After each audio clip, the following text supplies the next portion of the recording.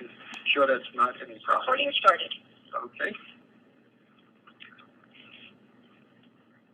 Okay. This is being brought to you by the Connected Educators Project, which is funded by the U.S. Department of Education. AIR is the prime recipient of that, and the EpicEd website and these webinars are organized by the Friday Institute at NC State and by our partner with COSIN. So thanks to everybody involved who makes this happen.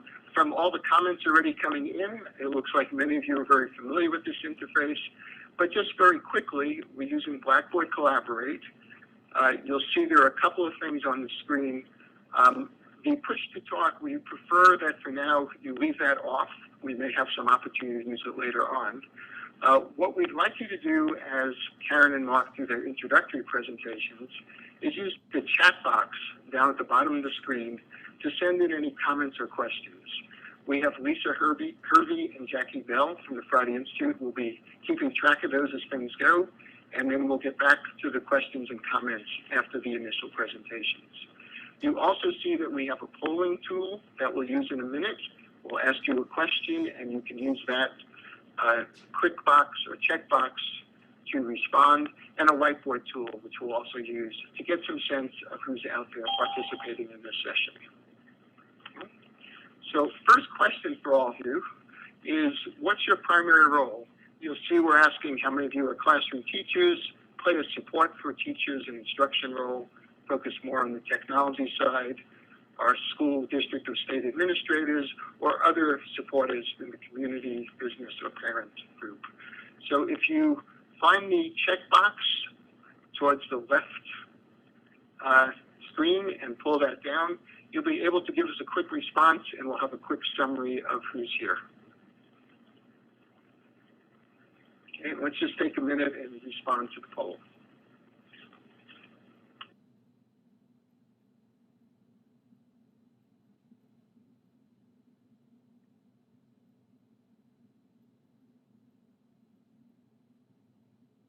Okay, I'm being told that the box shows an A, not a check, in what you have in front of you. So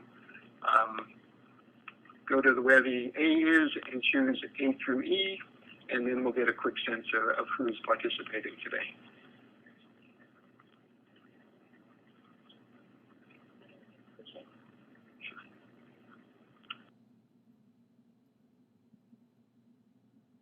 Okay, well, apparently I made this slide and left off the university people because there happens to be one.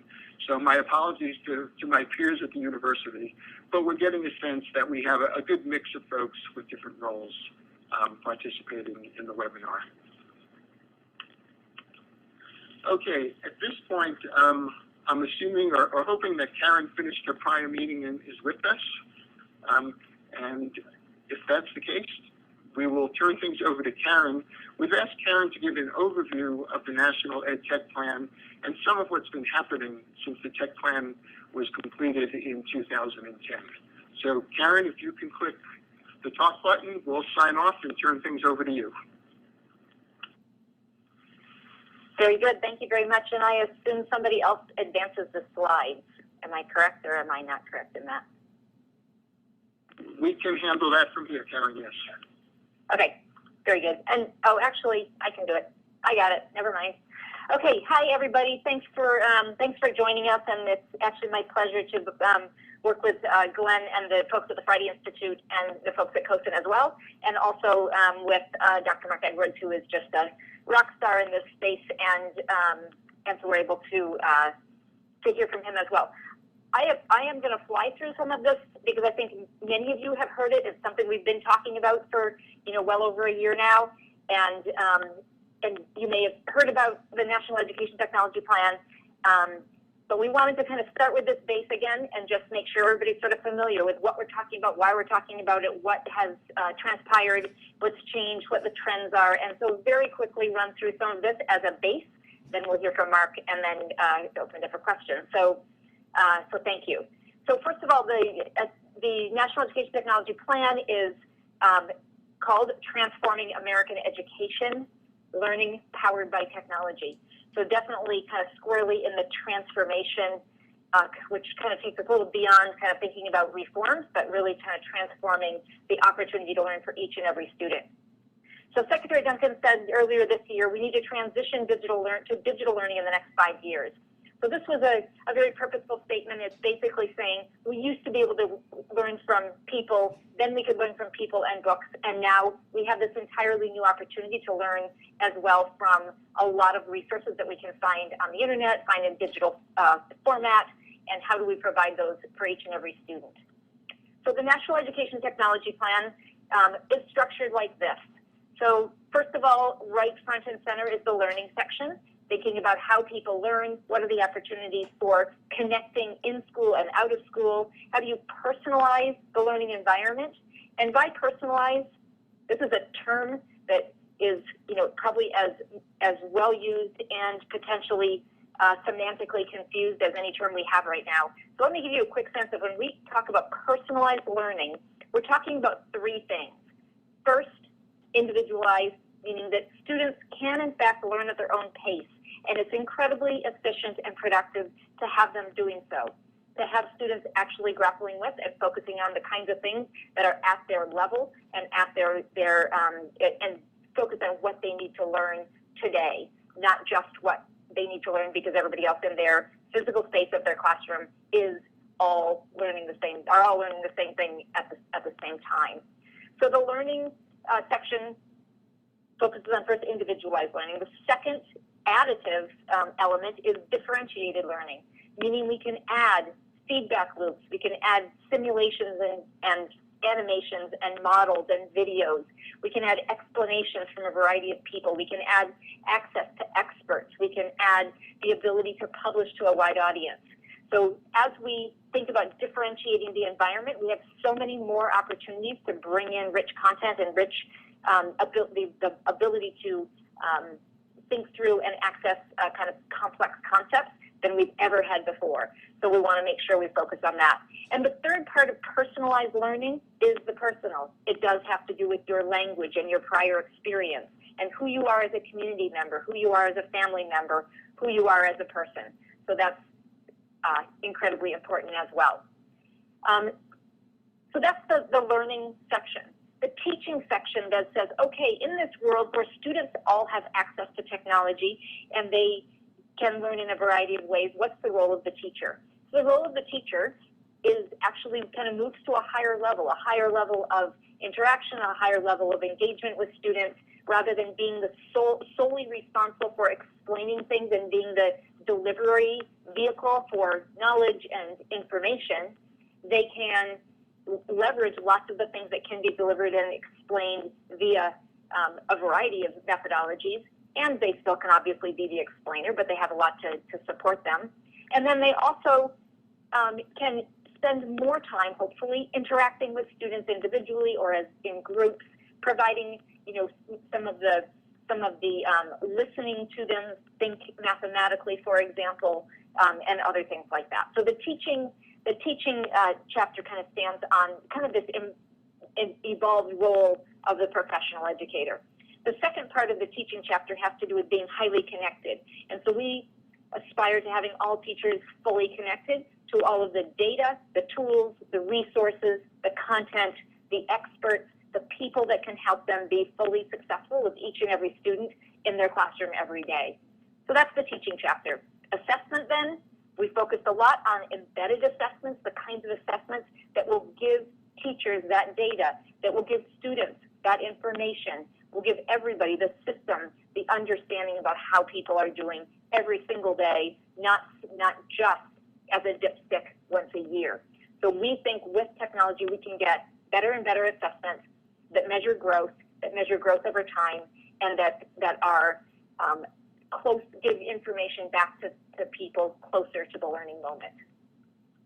So those 3 sections, learning, assessment, and teaching, are kind of the core of the National Education Technology Plan. The infrastructure section then says, okay, if we're going to do this, how do we make sure that every student has access to broadband and a full broadband network in school? How do we make sure they're connected out of school? How do we make sure they have devices in their hands so they can, in fact, access the full functionality of the internet and of digital tools and environments?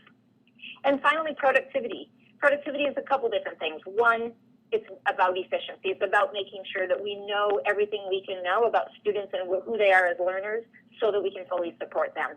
It has to do with making sure that people have the tools and resources they need today to do their work so that they can be fully engaged, number one, and also so they can continue to kind of continuously improve and continuously achieve. We also, in the whole context of this, think about all of those tools that experts have access to. So recently, we were working with the John Lemon Education bus and some students who were creating a music video.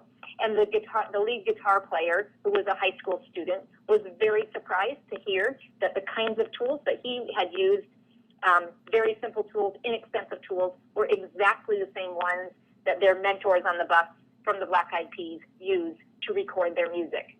So this notion that mere mortals, that people can have access to the kinds of powerful tools that experts have was very empowering.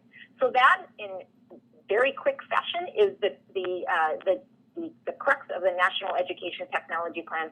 There are lots of tools and resources and other things, recommendations, et cetera, that are also embedded in the plan that you can find on our website at ed.gov/technology. So some of the trends that are making this possible right now, first of all, mobility, the fact that you can stick tablets or smartphones or laptops in a backpack. Students can potentially, depending on a lot of safety issues and other things, take them back and forth from home to school. They can learn 24/7. They can have access to those kind of rich opportunities in school and out of school. That's the first trend. The second trend, the improvement of social networks for learning. So whether you're learning to knit or you're learning to do photography or you're learning to fix something or you're learning mathematics or physics or artificial intelligence or finance or whatever you want to learn, there are networks of people that will help you learn those things. The next is digital content. In the same vein, there's a proliferation of much better, highly produced digital content, from the massively open online courses that we're seeing to the small videos to the explanations from places like Khan Academy and other places. We're seeing better and better digital content that supports students learning every single day. Surrounding all this is a new quantity and quality of data. And this is something new that we're just beginning. We're at the front end of trying to figure out how to leverage this. We have talked for a long time about data-driven decision-making in education, but I would say we've been rather data poor. We've had very little data to stand on, and the data that we have is not connected to other data. So whether it be the administrative data or the learning data or the assessment data or all sorts of, engagement data, attendance data, whatever the data is, we have a basic set now, and as students begin to use digital environments, we're going to have a plethora of new kinds of data that have to do with the order students go through things, what kind of success they had, what they did what time of day they might have worked on something, how long they hovered over the correct answer before they clicked on it. Lots of these things that people are beginning to think that there's an opportunity for improved understanding about how people learn, in what context, and the like. So the whole notion of big data is something that we're pretty excited about. We just published a paper, again, you can find that on our website, on educational data mining and learning analytics. It sounds like a slog, but in fact, it's actually pretty readable. So I highly recommend that. Real-time feedback, again, the opportunity for students to have much better feedback much more frequently as we begin to leverage digital tools is pretty interesting. One of the organizations that's been creating these massively open online courses is experimenting with something where as part of the course, they teach people how to evaluate and score other people's work, or their own work for that matter. And as they pass that part of the course, right, so as they can prove that they're adept at evaluating somebody else's work, they agree to score 5 people's work, and in return, they get 5 people scoring and giving feedback on their work. So it's interesting. These kinds of things, I think, are some of the innovations we're going to see in, coming down the pike, and we will be able to, again, expand and empower the teacher to have, again, better information and better feedback, and the same thing with the student. And finally, college and career ready standards and 46 states have signed on to work with a common core of standards that will build, as we say, a fewer and deeper standards. Will build fewer and deeper standards that people can tag content and resources and interactions to, so that people can begin to understand better how to use them. And the fact that we have this on a 46-state scale is one of the exciting things. So if we combine Common Core standards with the distribution power of the internet, we should, in a few years, have an amazing resource bank that has been, tagged and fully sort of supported by lots of people. So that's the end. We're moving from a predominantly print-based environment to one that includes digital. It includes a whole new bank of interesting resources that we've just been talking about. We're doing this so that we can improve access, improve equity, and improve the opportunity to learn for for many, many more Americans. And as President Obama has said, it's a moral obligation and economic imperative, and there is no silver bullet in education. Technology is not a silver bullet, but I actually think education is a silver bullet, and we have got to make sure that every single American has the extended and continuing opportunity to learn every single day. So with that, I believe I turn it over to Dr. Edwards. Yes, thank you, Karen. That was a wonderful job summarizing an enormous amount of good work. Just want to note for everyone that all of the resources that get mentioned, we have started a discussion space to follow up this webinar on the EPIC-Ed website. We'll give the URL at the end of the session, and we'll be gathering all of the references that Karen and Mark mentioned and putting the links to the materials there. I know we have some questions for Karen. What we'd like to do, though, the idea of this webinar is to have Karen give the national picture, and then one of the great examples we have of moving forward in light of the National EdTech Plan is the work going on in Mooresville. So we'd like to have Mark give a summary of that work, and then we'll turn to the questions for both of our speakers. Okay, and here's Mark Edwards, Superintendent of the Mooresville Graded School District.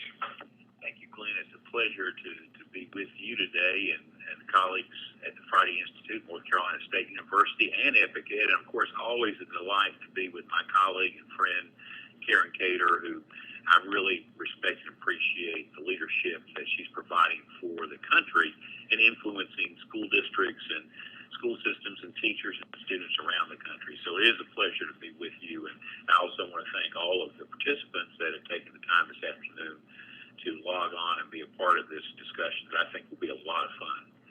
I'll go ahead and jump in. The Mooresville Graded School District, as Glenn mentioned, it's a district of just under 6,000 students just north of Charlotte, North Carolina, and a district that I describe as kind of Main Street America. We have seen an increase in our diversity. We're 42% free and reduced lunch, and a district that has taken seriously the EdTech plan. And even though the EdTech plan is a framework, we've seen a lot of utility in actually using that as a framework, as a plan that we've logged onto our regular plan.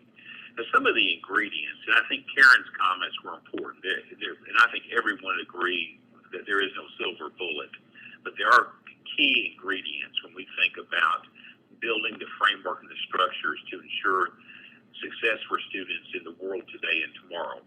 Some of the ingredients that we've really focused on in Mooresville, one is building a culture, and by a culture I mean setting the framework, the understanding the conditions so that students do have opportunities for personalized learning and project work and inquiry-based learning.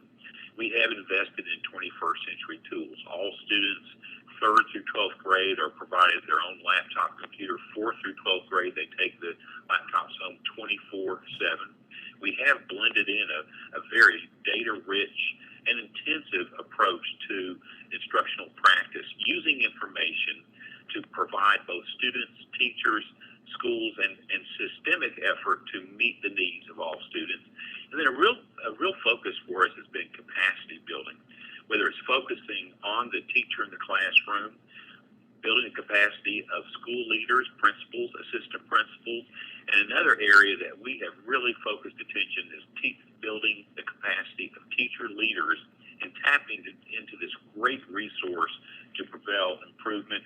And then in Mooresville, we refer to the all-in, which is a sense that everyone can make a difference. And our support staff, bus drivers, custodians, maintenance, clerical staff are all part of this equation. Our school board, our community, our business community, and I think by focusing and building on that, on the all-in, it has really been fortuitous and has been a key to our success. And some of the implications, and again, this ties in perfectly with Karen's comments, some of the things that we're seeing. Now, we're in our 5th year of what we call our digital conversion. And we see it clearly as an evolutional opportunity. But one, our teachers have a level of precision with detailed information about individual students and groups of students that enables them to be much more effective and more precise in their instructional endeavor. And many of our teachers, today would say that they cannot imagine going back to the old world where they would not have this level of information. But that information is available to students, to parents, to teachers. And I think that, again, we've seen a synergy around the information. Another implication is that competency is evolutional. As a matter of fact, if we look back just 5 years ago with the level of what we would describe as teacher competency, that has evolved and today is at a very different level. And we see that as something that will continue to evolve, but I also think it has implications for schools, school districts, and teacher education programs around the country. Another implication is that creativity and relevance drive productivity. In fact, I love the idea that our students see a direct connection with what they do in school every day with their future, and the fact that they have opportunities to be creative and build projects and to conduct their own research, to think about what they're doing in connection with their future is a productivity enhancer in every way. And then another sidebar that we knew had value, but we really did not understand, and we're still learning, is the value of connectivity and collaboration between students, the community, teachers, and in our greater education community. Even today, I think that when we have the opportunity to build connections with other places, other people, other endeavors, it creates this hum of energy, this shared excitement that is a value add for everyone in the equation. And we're very proud of some of our performance data. And I think it's important that as districts are leveraging opportunities to build the infrastructure, the financial infrastructure, that they attach the efforts to performance indicators. The slide that you see now from Mooresville High School shows our composite. These are all state tests in North Carolina, and you can see the trend lines. We're very, very proud of that performance. I will note that during this same time frame, we've seen our poverty rate increase by 25%. We have seen a school system grow by about 10% during that time frame. And again, I would say this is indication of a collective effort of all teachers, students, staff, and community. The next slide that we look at, and I think this is important, it's on scholarships received at Mooresville High School.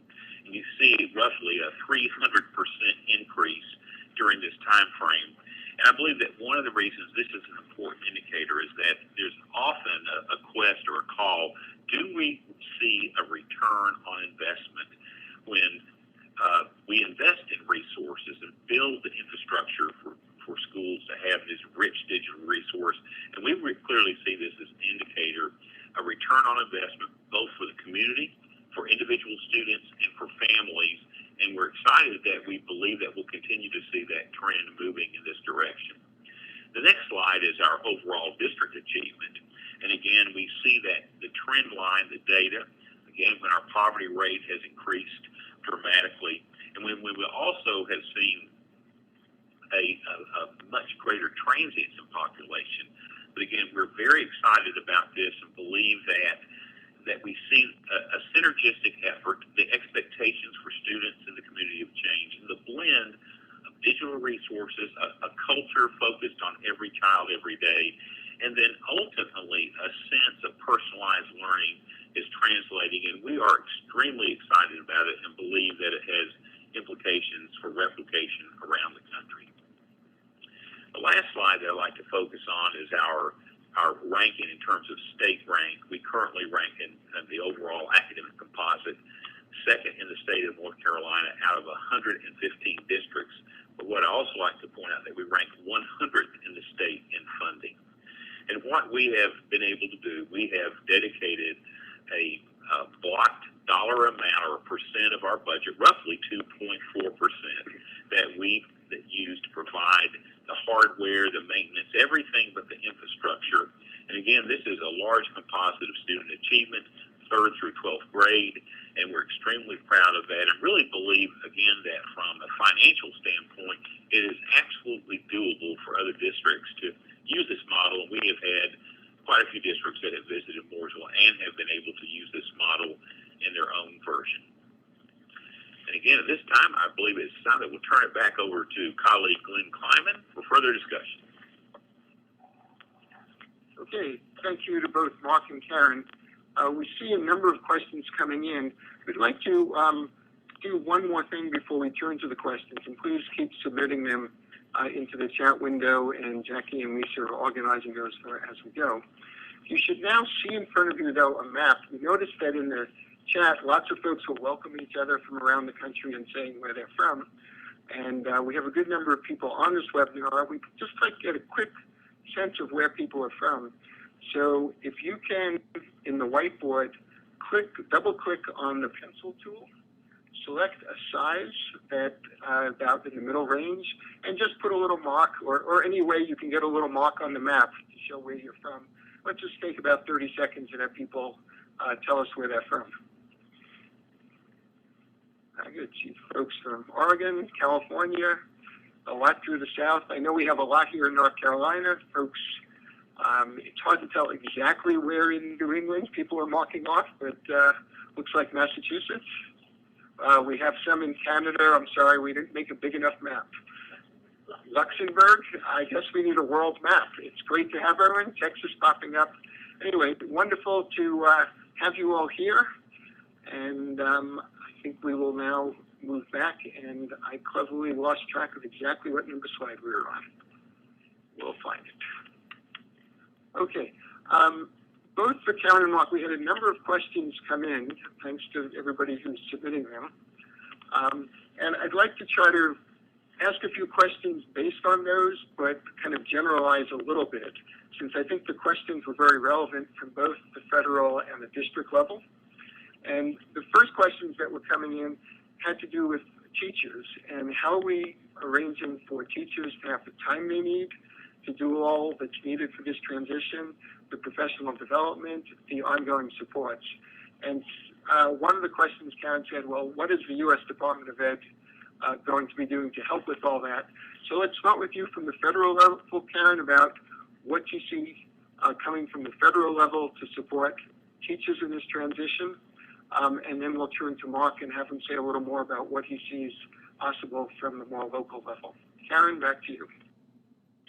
Sure. So first of all, when I think about teacher support and professional development, the first thing that I think we need to do is focus. So the part about teachers learning to use the technology, I think we can sort of take that off the table. And one of the reasons is because we know, I think, that people will learn the technology as they need it.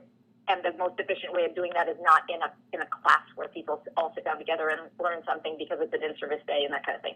That's one thing.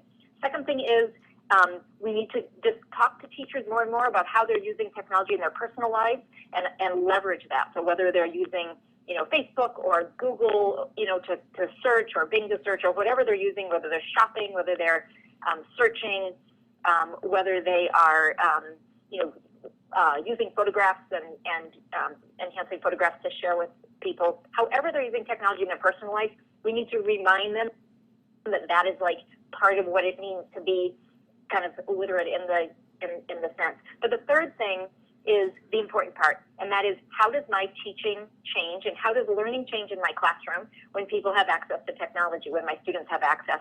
And that should be the focus of our professional development, just really thinking very clearly about what kinds of things change, what's the same, what's different, and what could I do to support my students now that they have access to the technology. The second thing, the one thing that we have been doing also is we know that we spend, I can't remember the number, but well over $1 billion a year on professional development from the federal government. Well over $1 billion, I should know the number, I think it's over $2 billion actually, that we spend every single year on professional development. And the amount that we think that we get from that in terms of improvements is probably fairly limited. So we're definitely interested in all the different ways that people can learn. And so we ran the Connected Educator Month in August to say, what does it look like if teachers are fully connected to their peers and to experts and to other people? So and how does that support them in their professional learning and their professional development? And the idea was that if people can develop their personal learning network, then what they need to improve every single day will be more at their fingertips. And so we want to help everybody do that. There was a comment earlier on that said, in honor of Connected Educator Month, go grab a colleague and bring them on to this webinar. And whether it's this webinar or something else of interest to them that will support them in their classroom this year, we want to shine a big spotlight on all the opportunities there are to learn together online. In August, we estimate there were about 35,000 hours of professional development freely given and freely taken by, thousands of educators and over 150 different organizations that supported that. So it's interesting, and I think what we need to do, just like students, we want to think about personalized learning and how they can learn more and better, and make it more focused on what they need. We need to do that also, thinking about the teachers as continuous learners as well. And then, Mark, hopefully you have some very specific things to say. Well, thanks, Karen, and I think great reference points that there's a significant effort at the national level with the U.S. Department of Ed to meet the needs. Some of the things that we've done, drilling down to the local level, our school board took what I believe was a courageous step to blend into our calendar early release days several times a year, almost twice a month. We have early release days where we really focus at the grade level, by the department level, with individual teachers, where there's dedicated and focused time for continuous professional development, not just around using digital tools, but using information to enhance the overall productivity in the classroom. Now, we also have blended in a summer experience that's a volunteer basis in Mooresville, but we have over a 90% participation rate. Teachers come and have an opportunity again for PD that is aligned to their particular needs. So we've differentiated the model, and then there's tremendous interest, and then it's also built around a collaborative experience and also a practical use experience. I also think that it's imperative that we focus opportunities for administrators, tech staff, and everyone involved in the district for continuous learning. And this goes back to the cultural affectation, building a sense of responsibility within the resource base where there is a commitment to a learning community. And one of the things that we've seen teachers and students and administrators and the community have responded to this sense that we're all learning together. But I would implore districts and other leaders and other participants today to accentuate the importance of a continuous systemic focus on professional development that aligns with the focus on achievement, focus on using digital resources, and ultimately on building a stronger learning culture for all involved. Okay, that's great. Thank you again, Karen and Mark. We have lots of questions. We'll get through as many as we can, and then we'll be able to continue some of the discussion online after. Again, I'm going to group several questions. There were a number of them on how to move forward with the 4 C's, critical thinking, communication, collaboration, and creativity. And I know many of us have struggled with The importance of those, certainly the business community will always focus on those as important. And then the issues of how do we assess those. So the general question for both Karen and Mark is how do we move further, faster forward with the 4 C's, both in terms of teaching and learning, and then how we deal with the complex issues of assessment in those areas. Karen, we'll turn it back to you. Right. So, first of all, this is, for people who know me, this is absolutely core to what I've been focused on for years, is thinking about these kinds of skills and these kinds of attributes and how we build them in. Because I think for 2 reasons. One, I think they're part of the engagement strategy.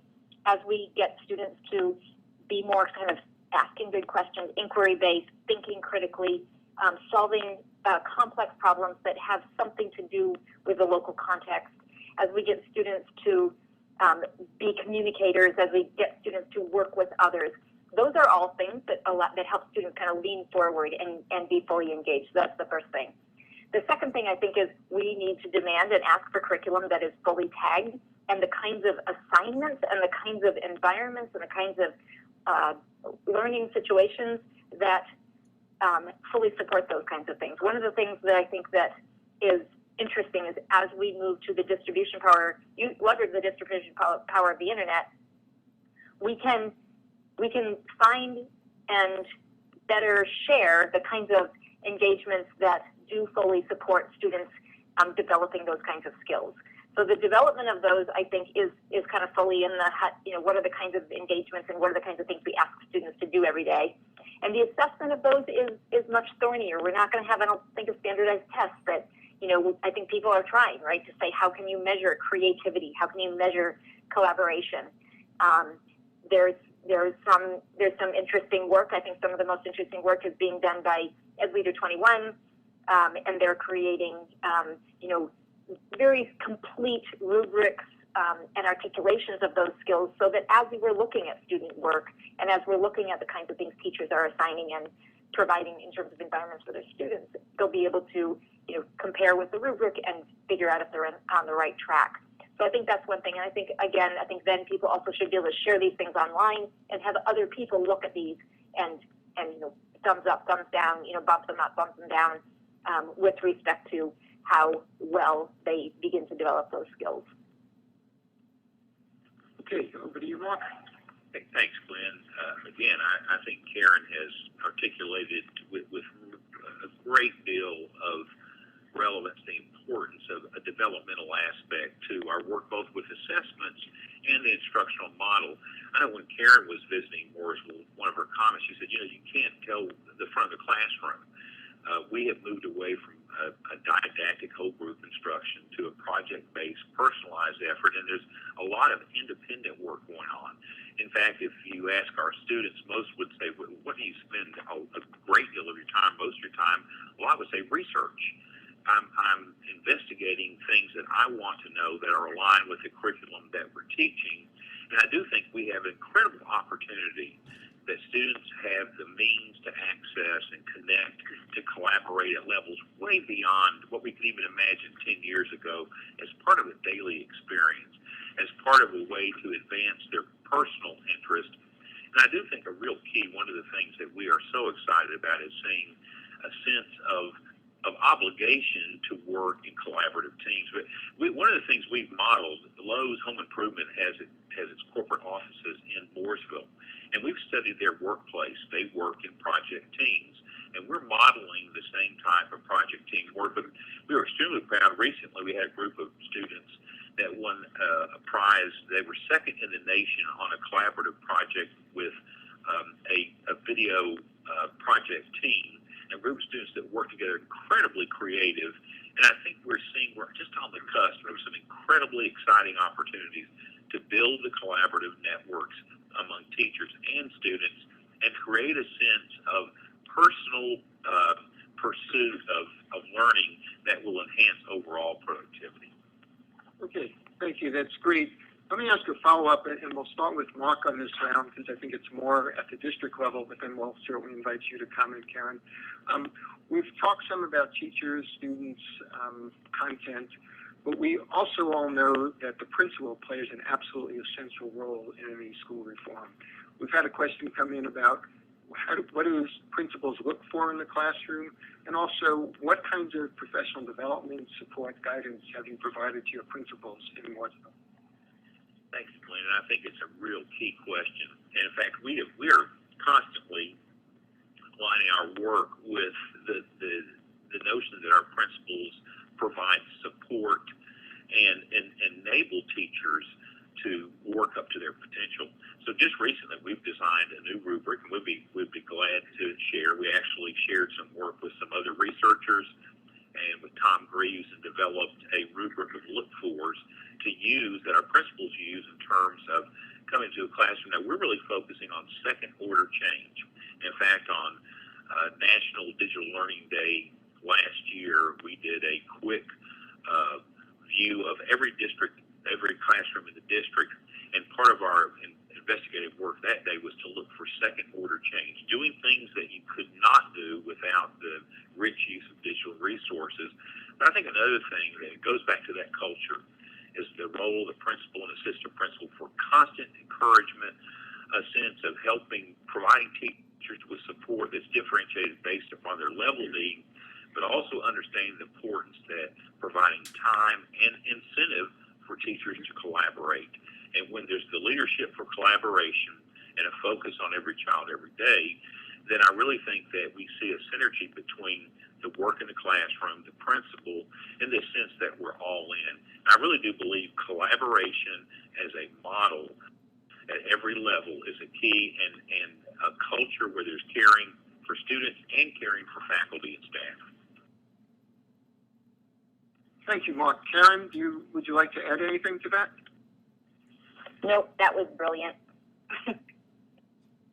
Okay, thank you. I agree. I want to get through a number of more questions. We have so many good questions coming in. There's also a set of questions on the technology side, particularly around how can we move forward with equitable access, making sure all students have 24/7 access, and certainly this pertains everywhere, but particularly in our more rural communities. Karen, perhaps there's some things from the federal level you'd like to talk about first?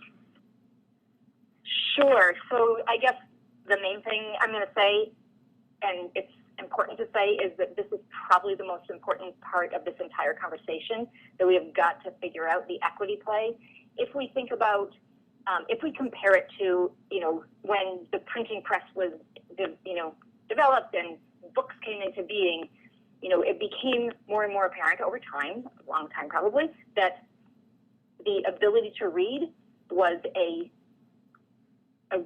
incredibly important attribute in order to continuously learn from books.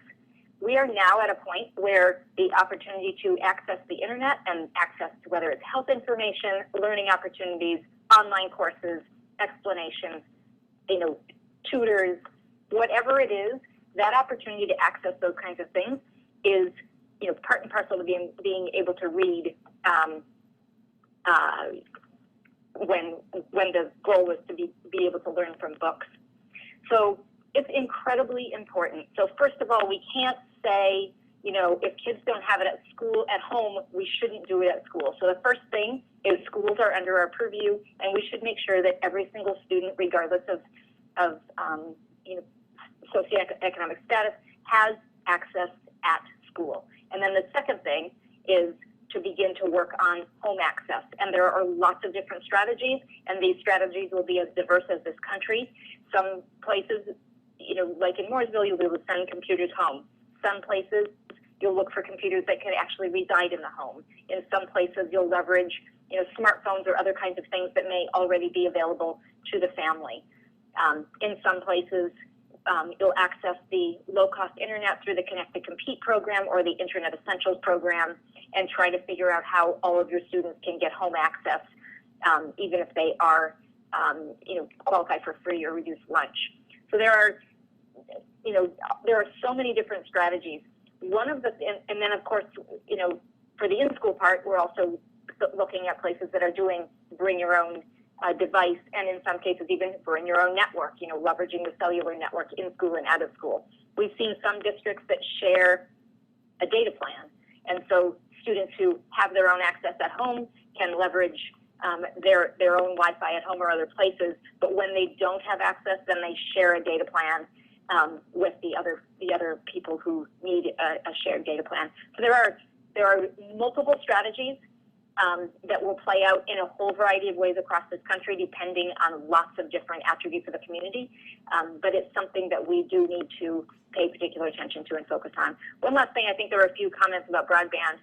And we know now E-rate is $2.2 billion a year plus. This year it's well over $3 billion that's focused, that pays for internet connectivity to schools and libraries.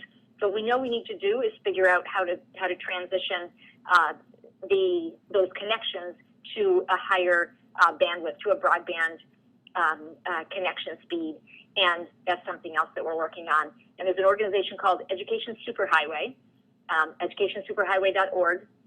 They've launched a broadband speed test so that people inside of schools can click on that test, and we want to get millions of data points potentially, so that we can begin to understand what the actual speed of devices on networks in schools across the country actually is. And we want to do that so that we can improve the procurement possibilities, so that we can improve the connection, so that we can begin to understand what the strategies are for making the connection as good as it can be, and again to support the advancements in broadband for every single school. Great, thank you, Karen. Thanks, Glenn. I would emphasize that, tie back to something that Karen mentioned, that is that I really believe we have a moral imperative, both as a country and states and individual school districts, to understand that to address the equity issue, it also means addressing a digital divide, a hope divide. And one of the things that we saw in Mooresville, I'm very proud of this. 5 years ago, we had a 30-point gap between African-American students and Caucasian students. And this past year, we didn't close the gap, we erased the gap. In fact, at some schools, our highest performing students were African-American male students. And I think the real key is that students were provided with the opportunity. There was a sense of this great expectation, and students rose to the occasion. Now, we've looked at a variety of districts providing help, but I do believe that there are models around the country that are absolutely doable. And I think that if we want to prepare students for their future and not our past, it's essential that we understand that digital literacy and working in an environment of collaboration online is part of the world they live in, and we have to embrace it and provide for it. Okay. I'm going to take the opportunity after that response, Mark, to ask a specific question that one of our participants sent in that really was what originally led me to work in technology years ago, which is, what are you doing in Mooresville to use technology to meet the needs of special education students? And I saw that question, and I get so excited just hearing that question, because I really think it has one of the greatest implications that we have seen for our students. And I'll give another data point. At third grade in Mooresville, our special needs students are performing, and these are all state tests. And the math test in North Carolina is an application test. It has shortcomings. Their performance is over 90%. And I think a real key, some of the unintended benefits are in terms of organization for LD students, using for students with needs with multiple learning modalities, whether it's audio, text, opportunities for visually impaired students.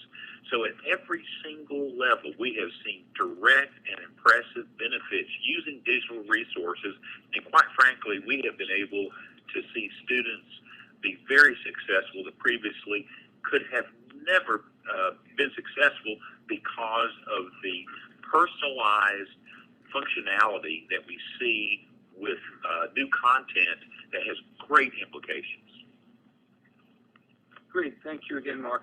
We probably only have time for one more question and a couple of notes at the end, and there were so many good questions. We will put more of them into the discussion forum, and we know that both Mark and Karen are very busy, but we'll respond among ourselves, and then we'll contact them for some more information on specific questions. Let me try to summarize a few questions. Some asked about the scale of the changing the cultures in the schools, and others asked about what are our metrics as we work with our communities. How do we really help get buy-in for the scale of the changing culture in the school, and what metrics and measures can we use to help show that we really are moving forward in productive ways? Mark looks ready to answer, so let's start with Mark, and then we'll turn to you, Karen. Thanks, Glenn. And I think this is such an important question as districts and schools and communities look at advancing transformational change. One, I think it's a matter of communication, and we approach this by going out to our community, the Chamber of Commerce, elected leaders, business communities, parent advisory, teacher advisory, and having large discussions about what do we want, how can we do it, what it would cost, the investment, and leverage that communication to help build our plan. And I think that nothing can take the place of what the old town meetings. And again, in large districts that would have to be segmented, but Glenn and I both have seen the same work done, whether it was in the great work in Maine or work that was done previously in Henrico County, Virginia. But I do think that building those communication networks, that framework of getting it done, and then ultimately the investment, the return on this investment. Use Mooresville as an example. Our graduation rate of over 90% from a graduation of 67%. And I think that translates to our business community, to business advancement, and ultimately I truly believe that our parents see the sky a little bit bluer today, and opportunity is much greater because of this sense that we've all pulled together to build a better framework for our students and community. Okay, thank you, Mark. Karen, any additions? I think the only addition, and I think Mark kind of covered it earlier in his slides, but just thinking about all of the different data points that you can capture. So test scores really fall short, obviously, of giving us all of the information that we want about the kinds of things that are happening in a classroom. So some of the secondary indicators of engagement, whether it be behavior notices or teacher surveys, student surveys, parent surveys, and really listening, and capturing what's going on. Also, at school board meetings, having, showing student work, having a continuous focus on the kind of learning that's taking place as a result of having better access and kind of a different kind of a culture. I mean, it's a tough thing because every, adult and student they have some kind of muscle memory about what it feels like to be in a school, and if it feels different, they feel like, they're missing something, or they feel like something might be wrong. So really having a solid communication strategy and focusing in on all the different kinds of data points and information. I mean, Mark included scholarships and some of those kinds of things, the kinds of things that actually will help people. I want to add one other thing, and that is that in the places where technology has gone home and where it's the family's first home computer, right? So it's the school, it's gotten into the home because of work that the school has done. One of the opportunities is to fully engage the rest of the family, the parents, in the caregivers, whoever, in also leveraging that technology for learning. So again, whether it be for health information or access to government services, access to job applications, whatever it might be, in fully engaging the parents and the family members at the level that they're at is also, I think, a really significant communication strategy. Great. At this point, I'd like you all to join me in thanking Karen and Mark. This has been a wonderful, informative session. I'm sure we have several more hours of discussion. You don't get the feeling of an applause from an audience in front of you, but folks, under the emoticons, the little smiley face, there is an applause button. So please join me, a number of you already are, in a round of applause for Karen and Mark. It's wonderful to work with both of them, and they really are providing very important leadership roles locally and nationally. And Mark, of course, I consider you a national leader based upon your great work locally. A couple of things in the remaining 2 minutes. One is, as I mentioned, we will be gathering the resources and continuing the discussion on the Epic Ed website, epiced.org, you will find under discussions a follow-up discussion for the Karen Cator and Mark Edwards webinar. In the next few days, we'll also get the link to the recording of this session if you'd like to go back or recommend it to any of your friends or colleagues, and we will point to resources there. One resource that will be very valuable to us all that will not be linked there until January, but I promise Mark certainly deserves a plug. He has a book coming out called Every Child, Every Day, to be published by Pearson in January, about all the good work that he's done in all that he's learned in Mooresville and elsewhere through his outstanding career. So please look for that. We will list it as soon as it's available. And we have, I believe, one or two other things to close down. There are additional EPIC-Ed webinars coming up. You can go to the site for those, but I do want to point out that a week from today at 1 p.m. Eastern Time, we will have a very exciting webinar with Governor Bev Perdue, Governor of North Carolina, who's done lots of work leading the state in education and technology, and former Governor of West Virginia, Bob Wise, who many of you know leads the Alliance for Education Excellence, is involved in the Digital Learning Now work. So please look for that one as well as the other events. And I believe we are there. I'm looking at my colleagues to see if there's anything else I'm supposed to do. Okay, if you look in the chat space, you will see a link to a very quick survey to provide us with some feedback about this webinar that will help us as we move forward to additional ones. We are at 3:59 on a session scheduled to end at 4 o'clock, so I thank you all for joining us. We hope to see you again online, and please join the online discussion on the EPIC-Ed website. Thank you all.